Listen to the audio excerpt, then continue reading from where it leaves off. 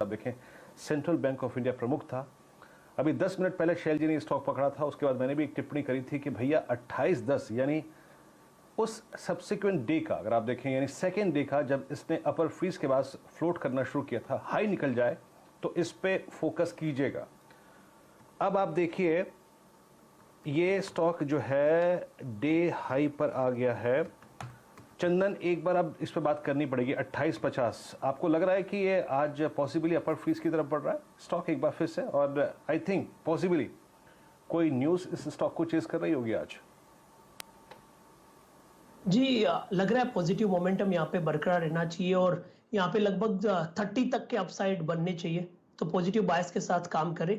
अभी भी momentum intact है और बाइंग का जो फ्लो है काउंटर को ऊपर की तरफ ले जाता हुआ नजर आ रहा है। लीजिए 29.20 आपकी स्क्रीन पर 29.15 शैल जी 29.15। तो मैं कुछ देर में शैल जी एक बार जरा इस पूरे पीएसयू बैंकिंग बास्केट का ओआई समरी निकाल के लाता हूं, तब तक जरा आप इन स्टॉक्स को एनालाइज कीजिए। आपकी स्क्रीन पे सीबीआई इस वक्त 29.10 शैल जी। ओके, कोई बात नहीं। अगर आप देखें इस बीच अगर आप देखें एक बार आप इंडियन ओवरसीज बैंक भी लेके आइए। इसी कड़ी में अगर आप देखें वो बैंक जिस पर आपको नजर रखनी है, एक बार आप इस स्टॉक का भी चार्ट लेके आइए। इनफैक्ट मैं ये चार्ट निकालने की ही कोशिश कर रहा था आपकी स्क्रीन पर। यस, ये भी 28.70, ये भी उस दिन की कैंडल के हाई को काट गया। सचिन, आपका टेक आईओबी पर, और मेरे ख्याल से इस स्टॉक के लिए आप ये समझ लीजिए कि एक पॉइंट बड़ा महत्वपूर्ण है और वो है करीब करीब 33 से 38 रुपए, जो कि आप समझ लीजिएगा इसका 2008 का लो है, फिर एक लो है अगस्त 2013 का। कैसे अप्रोच करेंगे आप इंडियन ओवरसीज बैंक को?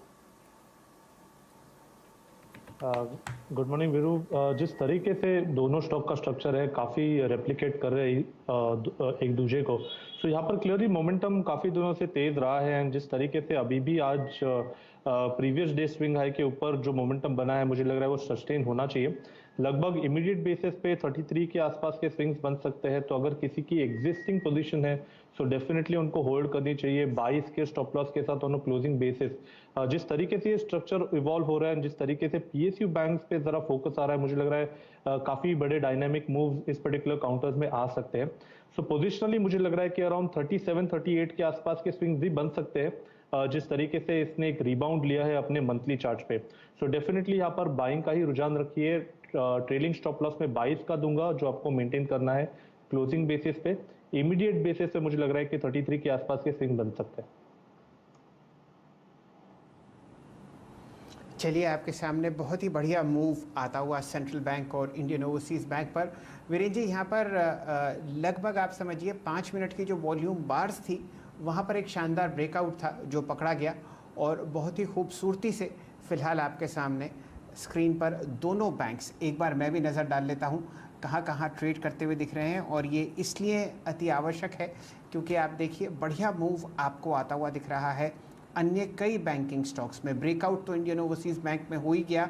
वॉल्यूम जो आपने आज देखी है वो आपको दिखेगी फ़िलहाल पहले ही 1 घंटे में।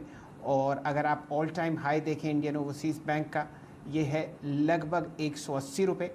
और अब आपके सामने यहाँ पर जो बहुत ही लंबी अवधि चार्ट्स हैं, मैं मंथली चार्ट देख रहा हूँ, वहाँ पर 30 रुपये 40 पैसे की एक रेजिस्टेंस है और ये रेजिस्टेंस 30 रुपये 40 पैसे की आपको मेरे ख्याल से 100 मंथ का मूविंग एवरेज की वजह से आती हुई दिखेगी। बढ़िया मूव फिलहाल आपके सामने